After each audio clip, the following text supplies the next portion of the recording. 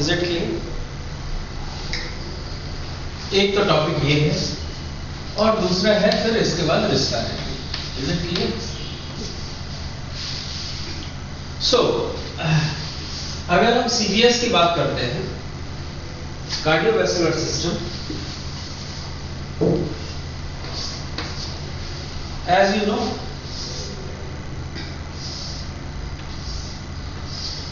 is it clear?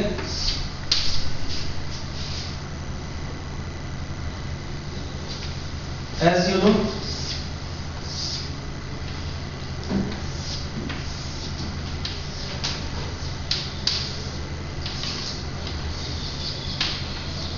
is it clear?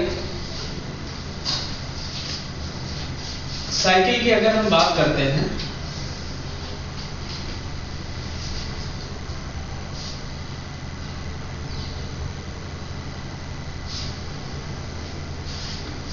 Blood अंदर गया auricle, इसके बाद में वेंट्रिकल, इसके बाद में ये चला गया पल्मोनरी लंग्स में प्यूरिफिकेशन के लिए, वहां से प्यूरिफाइड होकर क्या आया फिर this is left right, is it clear? right left. Okay, this is left, this is right, ठीक है? Okay, तो अगर ये लेफ्ट है तो ये राइट है, हाँ सही बात है, हम अगर ऐसे देख रहे हैं तो अपने आप को देखेंगे, बिल्कुल सही बात है। सो ये हमारे साथ में ये राइट पार्ट है और ये लेफ्ट पार्ट है, और इसके बाद में ये जब पंप करेगा तो फिर ये एओर्टा से होता बस ब्लड सप्लाई करेगा। This is, I think this is a physiology, बिल्कुल सिंपल है, डोंट गेट कंफ्यूजन। हार्ट की फिजियोलॉजी टिप्स पे होना चाहिए। दूसरा इसके साथ इसका सुपर हिट क्वेश्चन है, इसकी वेंट्रिकुलर मसल्स थिक होती है, ये भी क्लियर पार्ट है। तो अब इसकी जो फिजियोलॉजी है, इन्वॉल्वमेंट क्या है? Myocardium involvement, myocardium, this is kidney muscles. No, Heart membrane lining the heart. Are you here? Just Yes. बात समझ पा रहे हैं? हाँ जी, हाँ जी। So मायोकार्डियम कि ये हार्ट मसल्स है, डोंट गेट कंफ्यूज। अगर हम कोई चीज बताएं तो आपको भी उसको क्रॉस चेक करना है। तो मैं कई बार ऐसा करूंगा कि मैं देखूंगा कि आप लोग प्रेजेंस हैं कि नहीं है, पता चला हाँ ऐसे चल रहा है तो ये नहीं होना चाहिए। तो ये जो है वेंट्रिकल पार्ट है, ये थिक मसल्स होती है। क्यों? क्योंकि यहाँ से कॉन्ट्रैक्शन पार्ट होता है। कॉन्ट्रैक्शन मींस सिस्टोल और डायस्टोल। Is it clear? इसके बाद ऑर्किल में, ऑर्किल की बात करें और ऑर्किल की वॉल नॉर्मली थिन होती है, तो पूरी बॉडी से जो अनऑक्सीजनेटेड ब्लड होता है यानी कि ब्लू इसमें आया, फिर यहाँ से सीधे लंग्स में निकल गया, पल्मोनरी पैसेज से लंग्स में आया और लंग्स से प्यूरिफिकेशन हुआ। फिर इसके बाद ये दिस इज लेफ्ट ऑरिकल में आया और फिर लेफ्ट वेंट्रिकल से एओर्टा के थ्रू फिर बॉडी में सप्लाई हो गया। सो this is the normal physiology, means health, this is the physiology of a healthy person, it is not for aged person. अब यहाँ इन्वॉल्वमेंट मायोकार्डियम, एक बात हो गई, मायोकार्डियम मींस हार्ट की मसल। दूसरा involvement electrical conduction, as you know, SA node, SL node, Purkinje fibers and all, क्योंकि ये पूरा इन्वॉल्वमेंट होता है और ये एक पूरी साइकिल होती है। Due to ageing there should be changes. मैं अभी इस पे बाद में आता हूं। आइए अब हम अगर रिस्पिरेटरी सिस्टम की बात करें, सो ट्रैकिया, सी शेप्ड कार्टिलेज और ये फर्दर डिवाइडेड लंग्स, दो लंग्स हो गए, इज इट क्लियर? और ये फिर फर्दर और चेन डिवाइडेड और चेन डिवाइडेड और फाइनली ये एल्वेलाई बन गया, exposure of air, the exchange of gases, is it clear? This is anatomical as well as physiological aspects, clear? अब यहां पे आपको पता है tidal volume, vital capacity, vital capacity, तो tidal volume means the inhalation and exhalation, the volume of the air that आप normally जो exhale करते हैं और नॉर्मली इनहेल करते हैं, ये हो गया।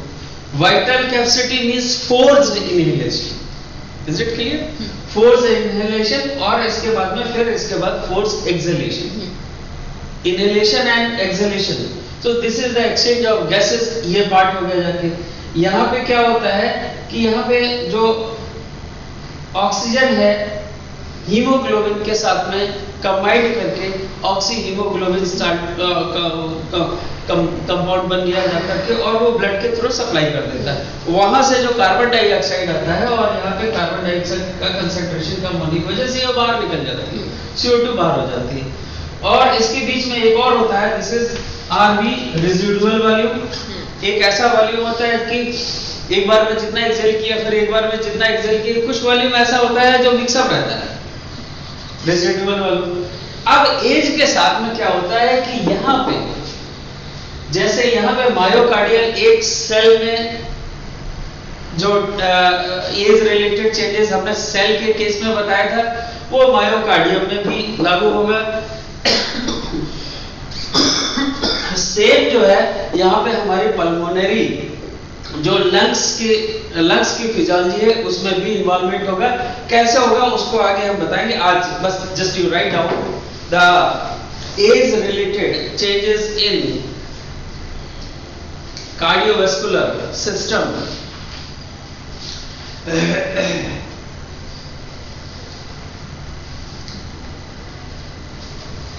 कार्डियोवास्कुलर सिस्टम लिख लिया।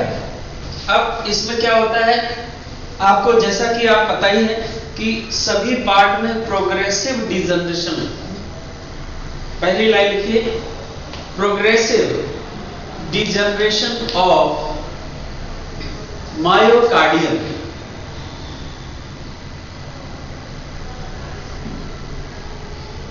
which resulted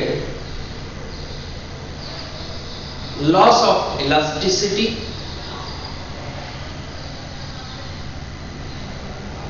contractility, fibrotic changes,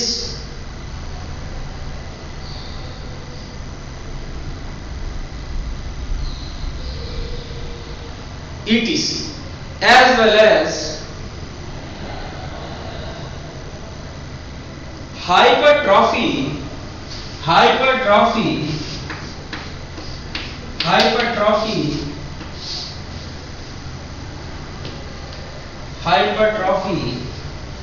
in cardiac valve.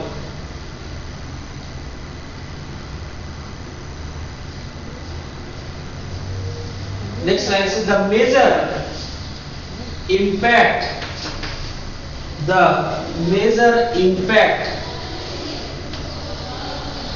involve the left ventricular valve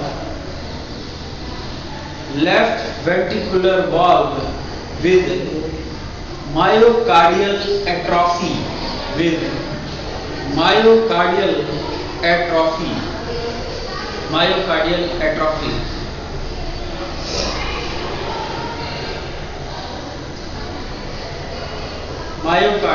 atrophy.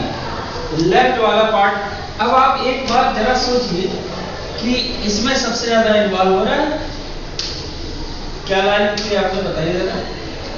Major impact involve the left ventricular valve with myocardial atrophy. ठीक है, एट्रोफी उस दिन बात भी हो चुकी थी टर्म की। ओके, तो अब अगर इसमें होगा तो अच्छा बताओ क्या होगा। पंपिंग नहीं हो पाएगी एओर्टा में। यस, क्योंकि एओर्टा से ही पूरी बॉडी में सप्लाई हो रहा है। तो जब एओर्टा से ही पूरी बॉडी में सप्लाई होता है तो अब यही सबसे ज्यादा इन्वॉल्वमेंट है इसमें, और इसी की वजह से ये एक अलग चीज है इसमें डिलेड या ये कह लीजिए कि प्रोग्रेसिव जो चेंजेस हो रहे हैं, जो एट्रोफी आ रही है, और वॉल्व का तो एक अलग इशू है, लेकिन जो मेजर एट्रोफी इसमें आ रही है इसकी वजह से एओर्टा से सप्लाई नहीं हो पाएगी और पूरे एजिंग का जो फैक्टर है वो सबसे ज्यादा इन्वॉल्व यहाँ से होता है। ये भी सवाल कई बार उसमें भी आता है, ऑब्जेक्टिव में भी पूछा जाता है। आगे और just 1 or 2 more lines।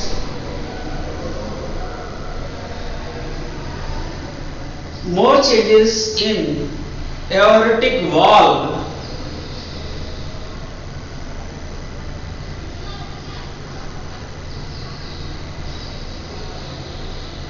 with calcific deposition या calcific deposits may cause dysfunction or stenosis and other degenerative changes occur.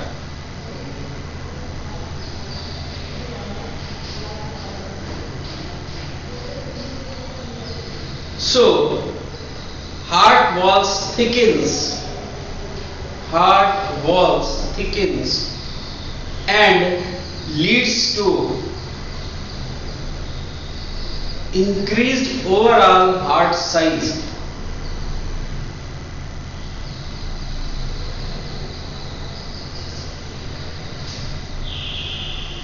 Next line से इन इलेक्ट्रोकार्डियोग्राम या शॉर्ट में लिख लीजिए ECG. In electrocardiogram abnormal rhythms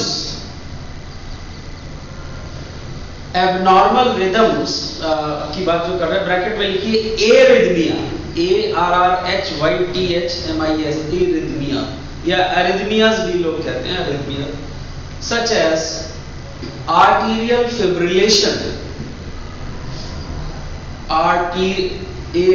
arterial fibrillation are more common in older people.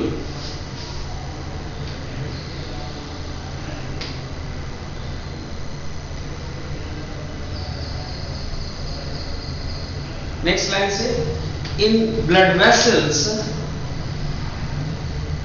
baroreceptors pressure के लिए baroreceptors become less sensitive with aging, leads to orthostatic hypotension,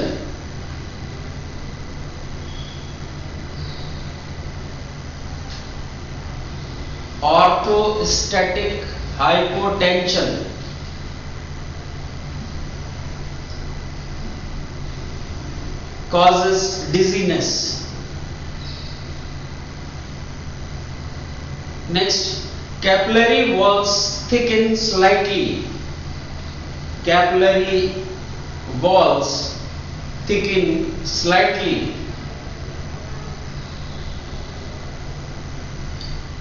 Next line, the main artery from heart, that is aorta, becomes thicker, stiffer and less flexible,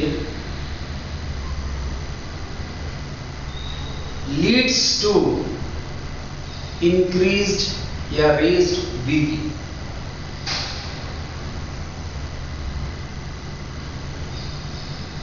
next में लिख सकते हैं common clinical problems. Angina, common clinical problems angina. Next है arrhythmia. Next है anaemia.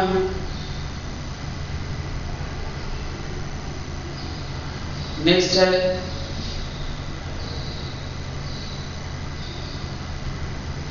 आर्टेरोस्क्लेरोसिस.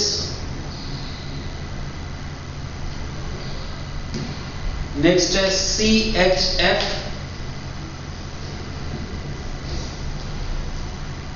Next है coronary artery disease, congestive heart failure CHF. TIA उस दिन बताया था हमने आपको, ट्रांजिट इस्केमिक अटैक. हाइपरटेंशन या इसी को HTN भी कहते हैं क्लिनिकल भाषा में, capital H capital T capital N. Deep brain thrombosis भी होती है. Deep brain thrombosis. नेक्स्ट है वेरिकोज वेन्स.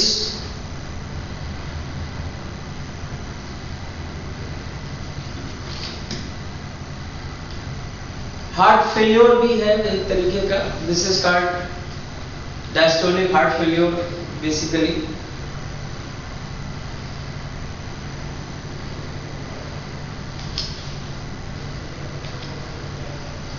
सो इसमें बेसिकली आपने देखा this is the progressive degeneration, progressive degeneration of cardiac structure, that is the myocardium. Heart की जैसे जिस समय आप टिश्यू पढ़ रहे होंगे तो सबकी अलग अलग सेल्स होती हैं, जैसे उस दिन आपने न्यूरॉन सेल्स की बात की थी, इस तरह से एक्सॉन डेंड्राइट्स, ऐसे कार्डियक अगर इनकी आप जो सेल्स देखेंगे वो एक्स शेप्ड का है या न्यूक्लिएटेड इस तरह की सेल्स होती है, तो ये मायोकार्डियम का बिल्कुल स्ट्रक्चर ही अलग होता है। हालांकि ये सब है स्मूथ मसल्स, ये भी स्मूथ मसल्स की कैटेगरी है, तो ये मायोकार्डियम है। तो इसमें धीरे धीरे क्या होता है, प्रोग्रेसिव डीजनरेशन होता है। डीजनरेशन की अलग अलग थ्योरीज है, वो आपको हम इसके पहले भी बता चुके हैं।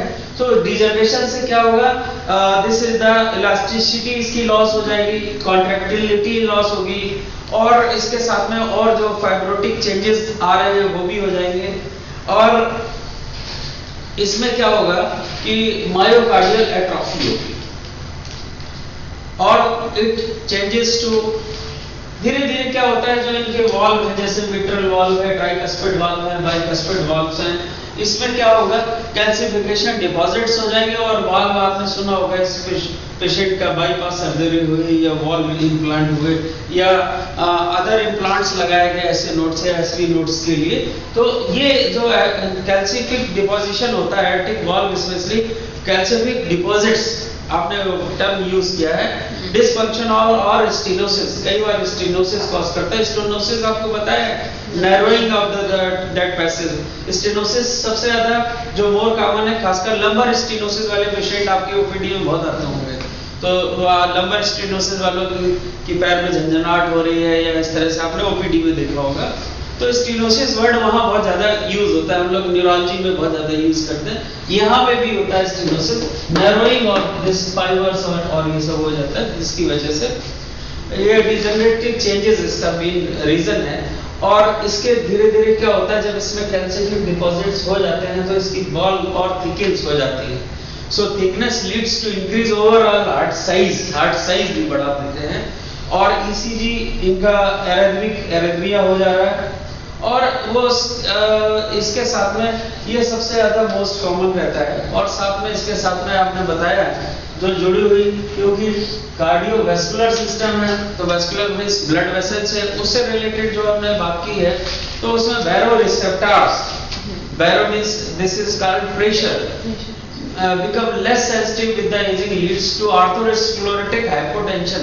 ये क्या है, इसमें क्या होता है आर्थोस्क्लेरोटिक हाइपोटेंशन, हाइपो मींस समझ नीचे, ब्लड प्रेशर नीचे होना, हाइपरटेंशन ब्लड प्रेशर हाई होना, आर्थोस्क्लेरोटिक क्या है, BP falls in person from goes from long sitting और स्टैंडिंग। इस समय होता क्या है कि जैसे ओल्ड एज जो पेशेंट होते हैं अचानक बैठे और अचानक जब पेशेंट खड़ा होता है तो इमीडिएटली क्या होता है उसका जो बीपी है वो फॉल डाउन होता है, so this is atherosclerotic hypotension, it is not hypertension, it is hypotension.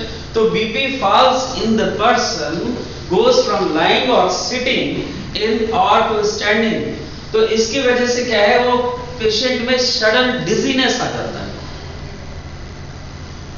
आप ऐसे भी समझ सकते हो कि जब यही एक्सटेंडेड हो जाता है हेल्दी पर्सन में, हालांकि उसे बैठने और उठने से नहीं, टीआई में भी यही होता है कि सडन एक टाइम पे ब्रेन का ब्लड में सप्लाई बंद हो जाता है, ट्रांजिट इस्केमिक अटैक आप लोग जब देखेंगे तो ये आएगा, कैपिलरी वॉल्स थिकन हो जाती हैं। इसमें बहुत सारे रीजंस हैं कि एज के साथ में उसमें कोलेस्ट्रॉल डिपॉजिट है और भी बहुत सारे फैक्टर्स हैं, वो हम लोग बाद में धीरे धीरे करते हैं। कॉमन क्लिनिकल प्रॉब्लम्स में आपने सबसे ज्यादा जैसे आपने देखा एंजाइना है, एंजाइना पेक्टोरिस होता है, इसके अलावा अरिथमिया है, बीपी इससे रिलेटेड जुड़ी हुई चीजें हैं, ये हैं, और क्या था कंजेस्टिव हार्ट फेलियर, यही तो सबसे कॉमन है, मोस्ट कॉमन तो यही है congestive heart failure.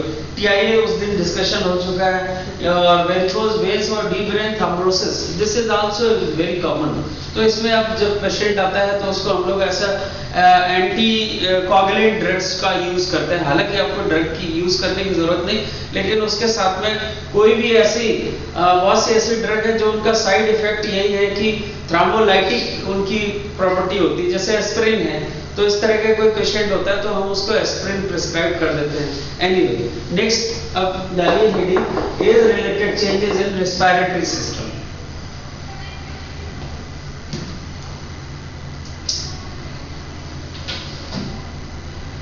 It includes number 1 structural changes in thoracic cage and lung parenchyma.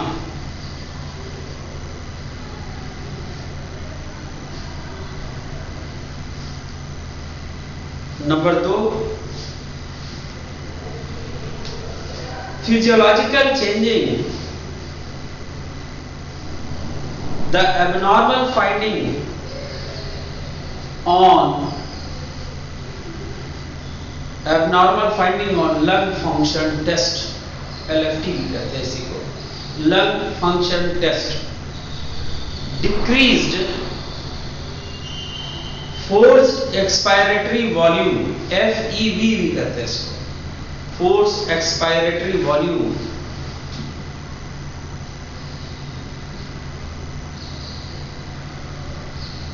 comma forced vital capacity, FVC भी कहते हैं, decreases with age.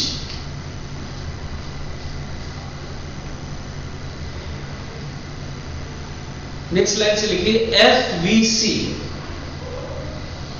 forced vital capacity, FVC decreases due to increased residual volume and diffusion capacity also decreases. So increased physiological dead space, so increased physiological dead space, next line से ventilation oblique perfusion imbalance, ventilation oblique perfusion imbalance may reduce blood oxygen levels,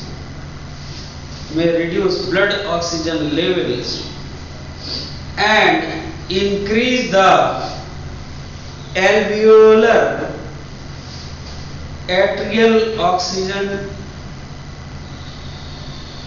difference.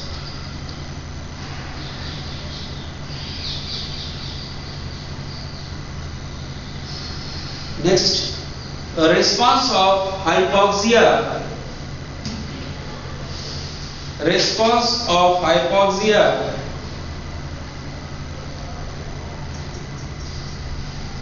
And hypercapnia are decreased. Response of hypoxia and hypercapnia are decreased. Next, total lung capacity, TLC,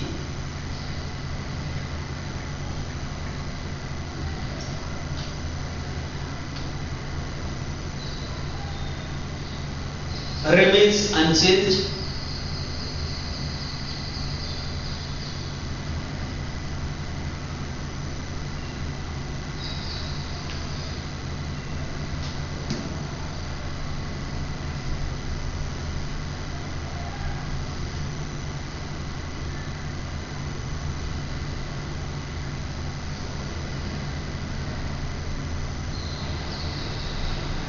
At the age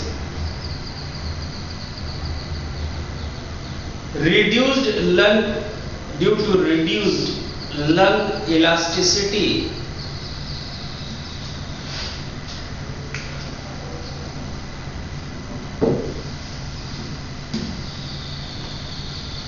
weakened expiratory muscles strength,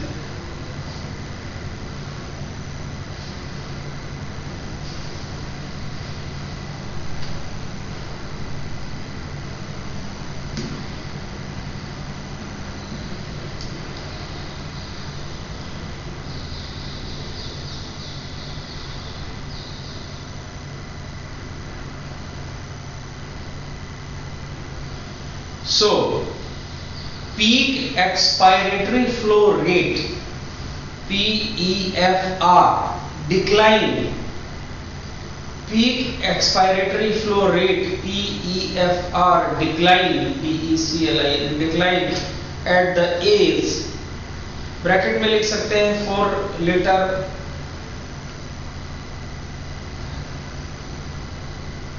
पर minute, देख लेना एक बार क्या है in the case of male, पर minute per year है या per month per year है, देख लीजिएगा। 2.5 लीटर पर minute per year in female.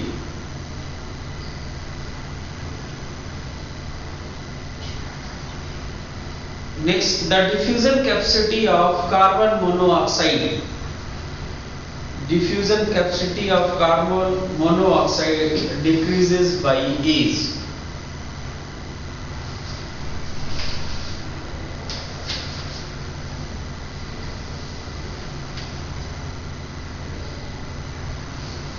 And relation of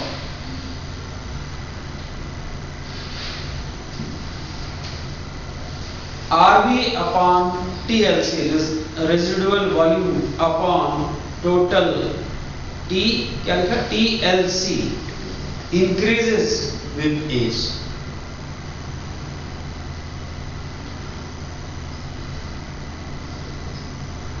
basically इसमें आपको हमने यही बताया था, tidal volume, vital capacity, residual volume. हमारे ये जो लंग्स हैं, लंग्स यहाँ पे excretory cells, mucus secreting cells है, और यहाँ पे exchange of gases process takes place. Obvious है एज के साथ में फिजियोलॉजिकल चेंजेस आएंगे। एज के साथ में चेंजेस आने का रीजन तो ये है कि जो हमारी ये स्मूथ मसल्स, लंग्स मसल्स, इनकी इलास्टिसिटी कम हो जाती है। एज के साथ में उनकी स्ट्रेंथ कम हो जाती है। इसकी वजह से फिर क्या होता है कि इनके जो फिजियोलॉजिकल चेंजेस है, जो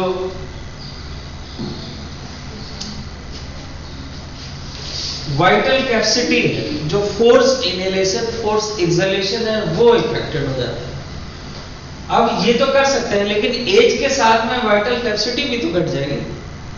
तो उससे क्या होगा कि फाइनली रेजिडुअल वॉल्यूम जो है यहाँ पे भर जाएगा, यानी कि जो ऑक्सीजनेटेड ऑक्सीजनेटेड एयर कह लें और नॉन ऑक्सीजनेटेड एयर कह लें, तो ओवरऑल ये जो डेड स्पेस है ये बढ़ जाएगा। So this all the lines you have mentioned, this dead space increases, और इसकी वजह से फिर क्या होगा, इनका जो एक्सचेंज ऑफ गैसेस है वो स्लो डाउन हो जाएगा और लीड्स टू हाइपोक्सिया भी हो जाता है। हाइपोक्सिया का मतलब समझ रहे हैं, ऑक्सीजन जो टिश्यू को जो डिमांड है उस डिमांड से कम हो जाना, लीड्स टू हाइपोक्सिया। ये नेक्स्ट लिखिए,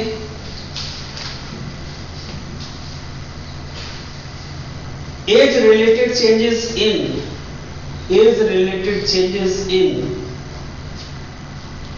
नहीं, हाँ इसका अभी आपने वो तो हम लोगों ने बात ही नहीं की उसकी, डिजीजेस की, वो और age related changes in respiratory system लिख लीजिए, फिर से लिख लीजिए, age related changes in respiratory system.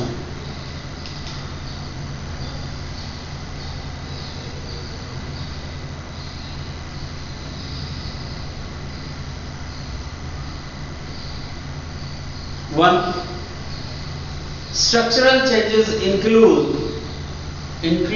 chest wall and thoracic spine deformities. Structural changes include chest wall and thoracic spine deformities and immunological changes occur.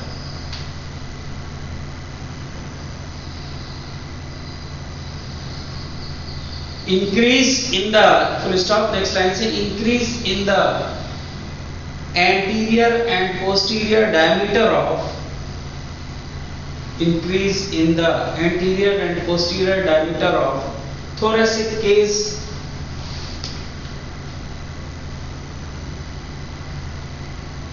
as well as age-related calcification of the joint cartilage of the age-related calcification of the joint cartilage of the thorax, bracket में आप चाहे तो लिख लीजिए intercostal muscles bracket close, full stop. Next line से लिखिए mucus glands hypertrophy,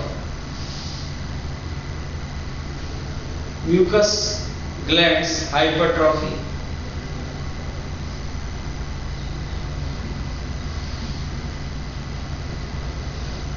periphery, next line से periphery airway calcification, ये तो बात अभी लिख चुके हैं, दोबारा भी होगी।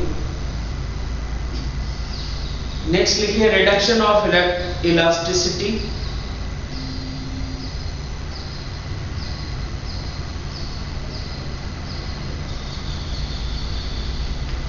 so next line says so increases respiratory rate,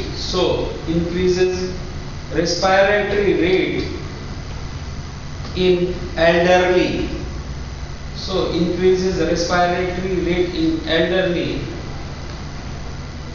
to result fatigue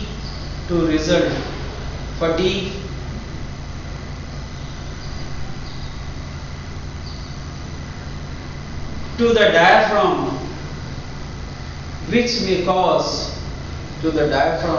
which may cause ventilation failure.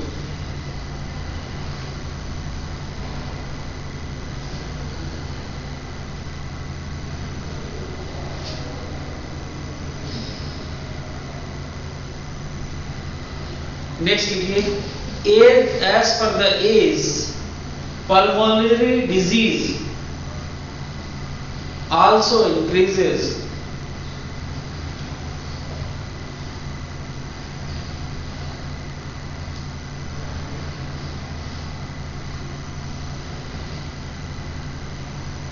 Next लिखिए सेनाइल हाइपरइन्फ्लेमेशन, ये जो डेड स्पेस आ गया ना, इसी के बाद इसको साइंटिफिक टर्म में कहते हैं सेनाइल हाइपरइन्फ्लेमेशन, SENILE, सेनाइल हाइपरइन्फ्लेशन, या इसी को ब्रैकेट में आप चाहें तो लिख लीजिए एयर ट्रैपिंग, ब्रैकेट में आप लिख लीजिए air trapping.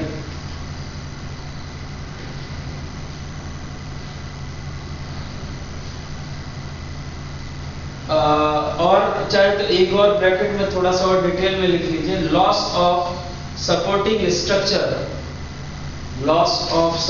Structure with in lung parenchyma.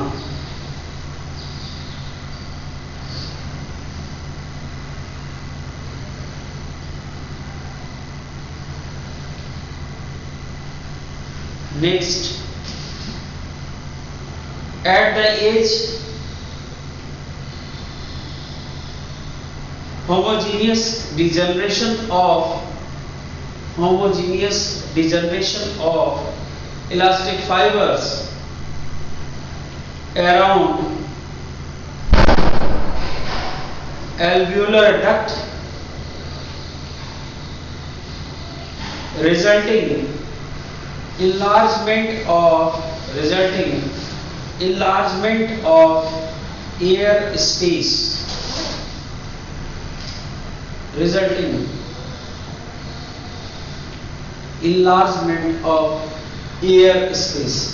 तो बेसिकली यहाँ पे बात आ रही है कि वही जो हमारे कॉज ऑलमोस्ट यहाँ पे थे, एज रिलेटेड चेंजेस हैं, इलास्टिसिटीज की लॉस हो रही है। दूसरी चीज क्या है कि इसमें एक बात सामने आई कि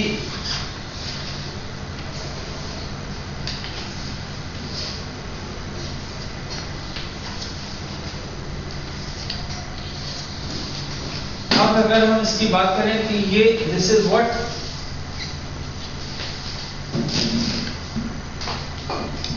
this is what diaphragm diaphragm diaphragm की हेल्प से ही ब्रीदिंग प्रोसेस होती है। तो इसमें भी धीरे धीरे इलास्टिसिटी इसकी भी खत्म होती चली जा रही है। और साथ में यहाँ जो रिब्स रहते हैं, रिब्स, दीज आर द कितने पेयर? 12 pair ribs. बीच में दिस इज मीडिया स्पेस है, मीडिया स्टर्नल स्पेस है। मीडिया स्टर्नल स्पेस एक्चुअली यहाँ पे तो हार्ट के लिए होता है, यहाँ पे हार्ट सिचुएशन रहता है। तो ये जो बीच का स्पेस है, और इस स्पेस के साथ में जो जुड़ी हुई मसल्स हैं, इंटरकोस्टल मसल्स, नॉनवेज वाले इसको चाप कहते हैं। सो एनीवे, तो ये तो कॉमन टर्म है, वो मैंने बताया, इससे कोई मतलब नहीं। तो इंटरकोस्टल मसल्स हैं, इनमें भी इलास्टिसिटी खत्म होती चली जाती है धीरे धीरे। सीपीआर तो आपने सुना होगा, इमरजेंसी पेशेंट के लिए। पेशेंट है, लेटा हुआ है, इस तरह से रख करके, ठीक है।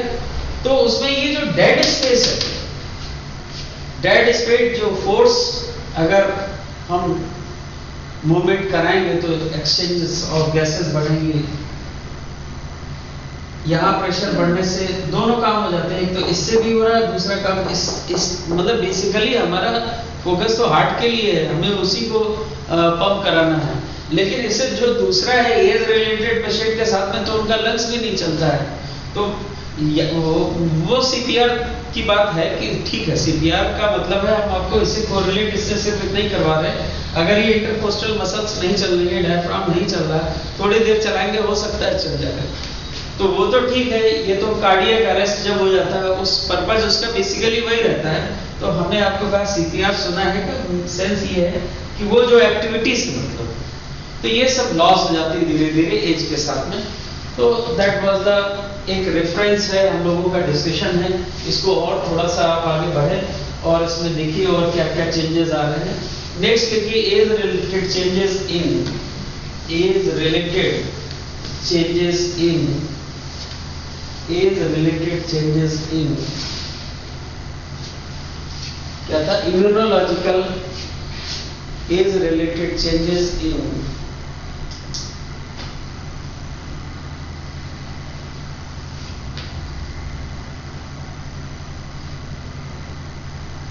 इम्यूनोलॉजिकल फैक्टर्स है या क्या हेडिंग क्या है जो, अच्छा हाँ, age related changes in, age related changes in immune system, age related change in immune system.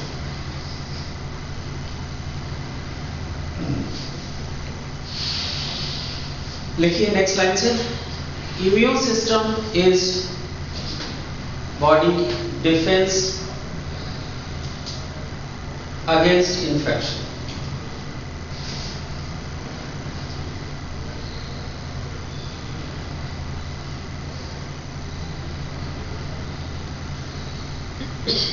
Antibodies, next line से, antibodies are main defense agent, bracket में लिख लीजिए proteins.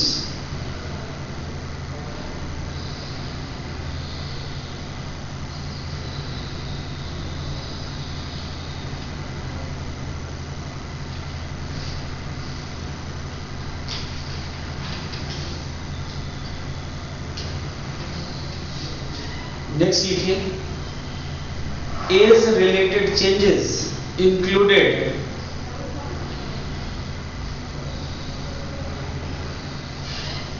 reduced production of capital B and capital T cells, B cells and T cells. Next, diminished function of mature lymphocytes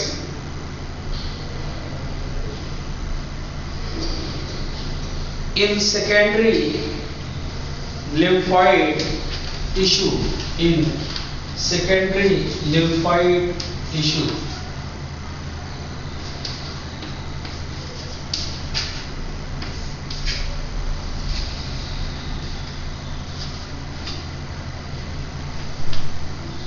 So as a result,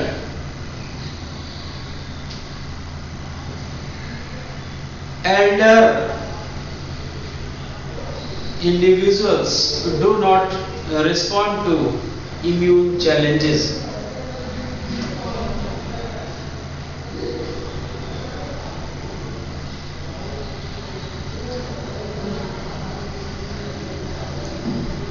Due to, next slide se likhiye, due to cellular changes and lymphopoiesis, LYMPHO, lymphopoiesis, bracket में चाहे तो लिख लीजिए generation of lymphocytes, generation of lymphocytes.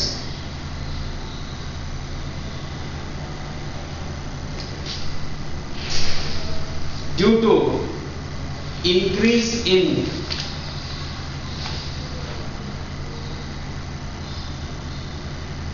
myeloid potential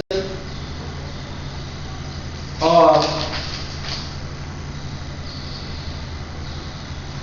age related increase in the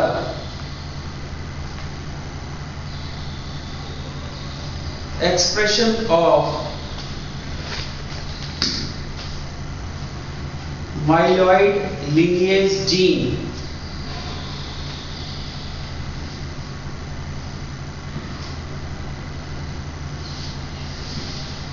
as well as number of B cells and T cells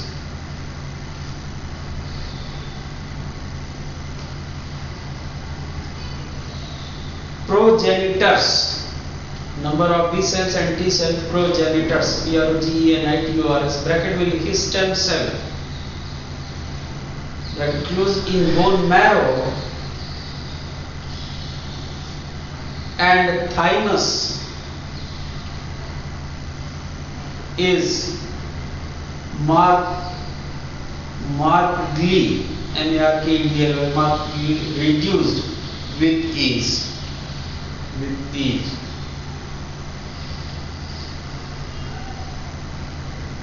So next line says, so significant higher rate of apoptosis.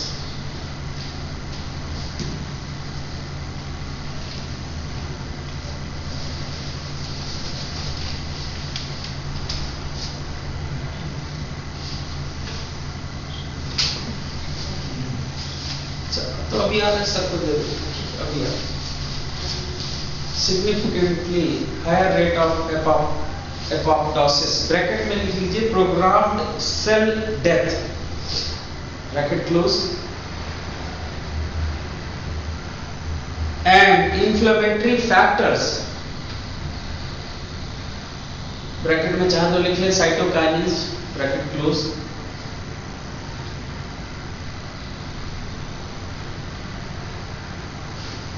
and internal microenvironmental elements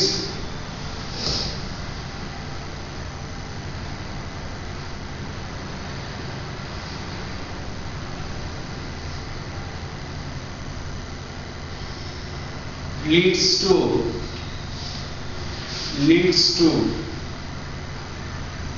reduced production of B and T cells,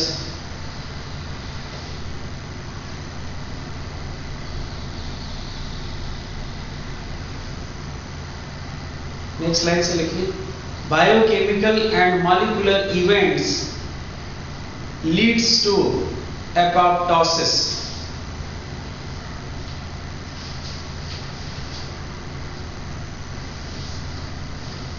immune system में immunity की अगर हम बात करें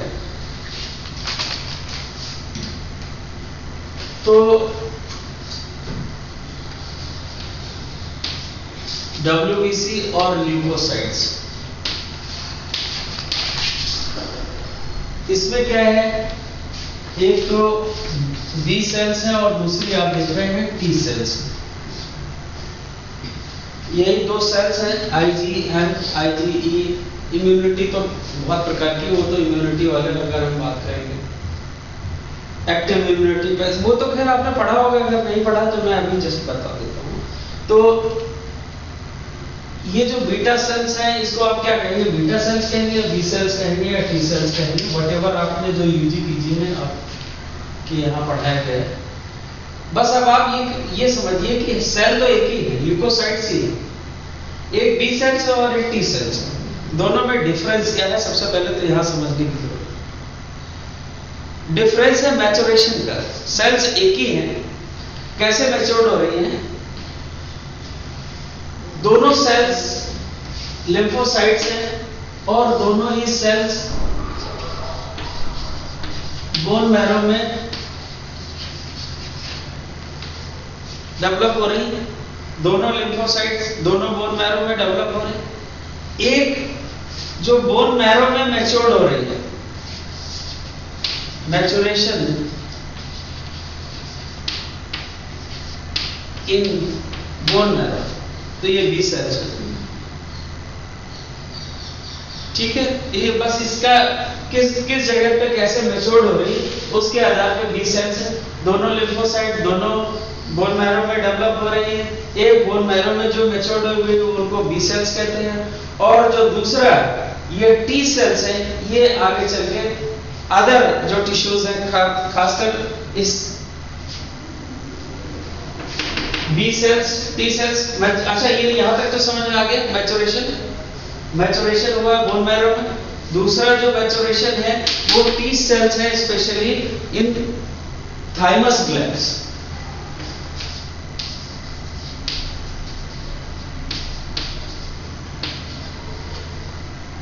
T cells एक का काम है इंटेलिजेंस प्रोवाइड करना, यानी कि इंफॉर्मेशन देना। दूसरे का काम है एक्ट करना या न्यूट्रलाइज करना। एज के साथ में अब होता क्या है कि आपने लिखा पहली लाइन में reduce the production of B cells and T cells. जब ये सेल्स जब प्रोड्यूस ही कम हो रही है तो क्या बॉडी की इंटेलिजेंस प्रोवाइड करेंगे और क्या उसकी डिफेंस सिस्टम होगा। तो जब बी सेल्स और टी सेल्स रिड्यूस होगी तो उनकी इम्यूनिटी भी रिड्यूस हो जाएगी। यही ये जो थाइमस ग्लैंड से या टी सेल्स जो होती है, this is responsible for the immunity, या इसी को कहते हैं एंटीबॉडीज। अब क्या है, एंटीजन और एंटीबॉडी के बारे में तो बहुत बार सुन रखा होगा। Antigen, these are the foreign invaders कह लीजिए या फॉरेन एजेंट कह लीजिए, जो सेल के अंदर आते हैं, तो उसके लिए उसके अगेंस्ट में जो बॉडी रिस्पॉन्ड करती है एंटीबॉडीज। अगर ये सेल में हो रहा है, सेल डेब्रीज क्रिएट होती है और यही इम्यूनिटीज होती हैं। अब जैसे आपने मास्ट सेल्स के बारे में पढ़ा होगा, जैसे जब स्नीजिंग हो रही है, मान लीजिए कोल्ड आ गया या कोल्ड कफ है या वायरस है, तो उसमें क्या होता है कि सेल डेब्रीज है, वही है मास्ट सेल्स, हिस्टामिन रिलीज हो रही है, histamine releasing of the histamine, वही यहाँ पे भी है। तो अब धीरे धीरे क्या होता है, दिस इज रिड्यूस्ड, आपने लिखा है this is reduce the production of B cells, reduce the production of T cells. दोनों ही लिम्फोसाइट्स हैं, व्हाइट ब्लड सेल्स, और दोनों ही बोन मैरो में डेवलप हो रही है। एक मैच्योर्ड बोन मैरो के अंदर हो जा रही है तो इसलिए बी सेल्स है, एक आगे चल के अदर ग्लैंड्स में, थाइमस ग्लैंड्स में मैच्योर्ड हो रही है, दैट इज टी सेल्स। तो ये हमारी इम्यून सेल्स हैं, इनका प्रोडक्शन कम हो जाता है, इसकी वजह से एज रिलेटेड होने की वजह से इम्यूनिटी वीक हो जाती है। अब इसके लिए बहुत सारी अलग अलग थ्योरीज। अब जैसे कहा गया कि इसमें आपने एक टर्म लिखा हुआ है, that is apoptosis, programme cell death, ये एक टर्म है। तो इसमें क्या होता है, बायोकेमिकल एंड मॉलिक्यूलर इवेंट्स, जो इनके अपने खुद के बायोकेमिकल और मॉलिक्यूलर इवेंट्स होते हैं। अब इसकी बहुत सारी डिटेल्स हैं, जो हमारी रेफरेंस बुक्स हैं उनमें इतनी डिटेलिंग दे दी गई है कि अगर उसको हम एक एक मॉलिक्यूल को डिस्क्राइब करेंगे तो it is very long. So try to understand कि इसका एक आप बेसिक बस इतना समझ लीजिए कि ये रीजन तो आपने पढ़ लिया कि एक रीजन तो ये है एपोप्टोसिस जो हो रही है। दूसरी चीज क्या है कि नंबर ऑफ जो बीटा सेल, बी सेल्स और टी सेल्स हैं जो डेवलप हो रहे हैं, तो इनके प्रोजेनिटर्स होते हैं। प्रोजेनिटर्स मतलब होते हैं जो जनरेट करने के पहले, जैसे आप प्री मेडिकल, मेडिकल के जाने से पहले प्री मेडिकल, तो ये प्रोजेनिटर्स हैं। प्रोजेनिटर्स एक तरीके की स्टेम सेल होती है कि जहां से ये सेल हमारी बननी है, बी सेल्स और टी सेल। तो इसमें क्या लिखा हुआ है, the number of B cells and T cell in progenitors is bone marrow and thymus markedly reduced with age के साथ में ये धीरे धीरे कम हो जाती है। Is it clear? एक ये रीजन है। हायर रेट एपोप्टोसिस का बढ़ जा रहा है और इन्फ्लेमेटरी फैक्टर्स साथ में क्या है, एज के साथ में इन्फ्लेमेटरी फैक्टर्स आ जाएंगे। जब ये रिड्यूस होगा, इम्यूनिटी कम होगी, तो इन्फ्लेमेटरी फैक्टर्स आ जाएंगे। इन्फ्लेमेटरी फैक्टर्स भी एक कारण हो जाता है जो कि एपोप्टोसिस को कॉज कर रहा है। तो क्या हो रहा है एज के साथ में, क्यों इम्यूनिटी कम हो जा रही है, हम बात उसकी कर रहे हैं।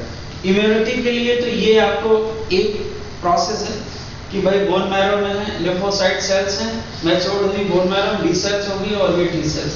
एक का काम है इंटेलिजेंस प्रोवाइड करना, एक का काम है उसकी न्यूट्रलाइज करना। तो ये दोनों का एक साथ में काम होता है और ये धीरे धीरे दोनों चीजें कम हो जाएंगी तो बॉडी की इम्यूनिटी कम हो जाएगी एज के साथ। उसके साथ में बहुत सारे बायोकेमिकल फैक्टर्स हैं, एज रिलेटेड अदर फैक्टर्स हैं, जैसे इन्फ्लेमेटरी, अब साइटोकाइनेस वगैरह ये सब रिलीज हो रहे हैं बॉडी में। तो ये कहीं ना कहीं इनके जनरेशंस को, बी और टी सेल्स के जनरेशन को रिड्यूस कर देंगे। जब ये रिड्यूस हो जाएंगे तो ऑटोमेटिकली इम्यूनिटी रिड्यूस हो जाएगी। आगे लिखिए,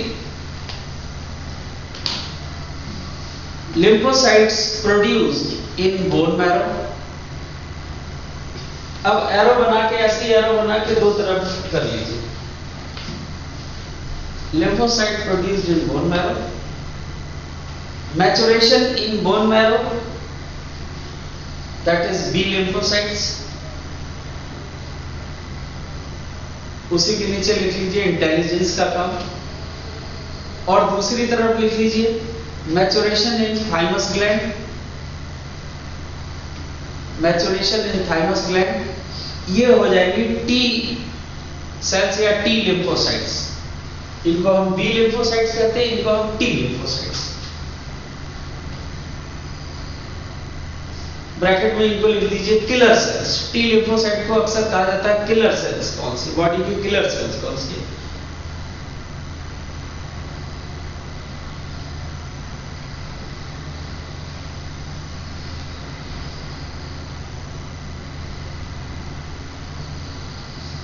राइट, नेक्स्ट लिखिए, mechanism of action of immune system.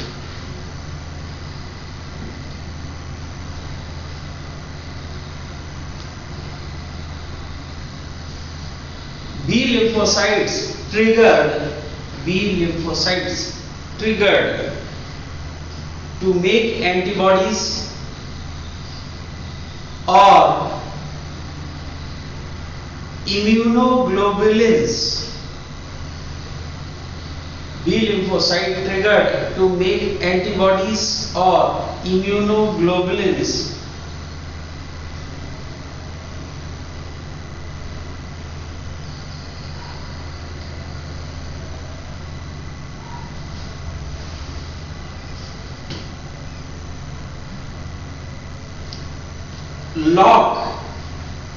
locked by T cells,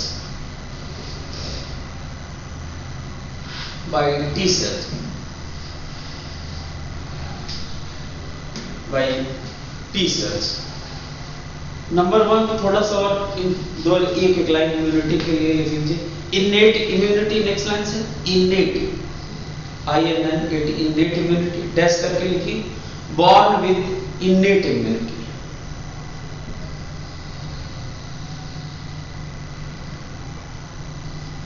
दूसरा लिखिए एडॉप्टिव इम्यूनिटी, एडॉप्टिव इम्यूनिटी और एक्टिव इम्यूनिटी और एक्टिव इम्यूनिटी। ब्रैकेट में लिखिए develop through out life, develop through out life. It is of two types, natural and vaccinated. Natural and vaccinated. Next line में passive immunity, innate immunity, adaptive immunity, now passive immunity. Borrowed from another source, borrowed from another source. Example में लिख लीजिए,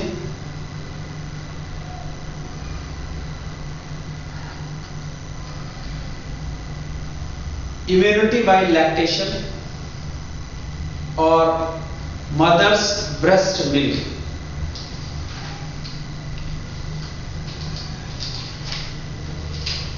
So this was all about immunity and all these factors. So these three topics we have discussed. इसके बारे में और फिर future में details के बारे में आगे की बात करेंगे. ठीक है, चलो क्लोज.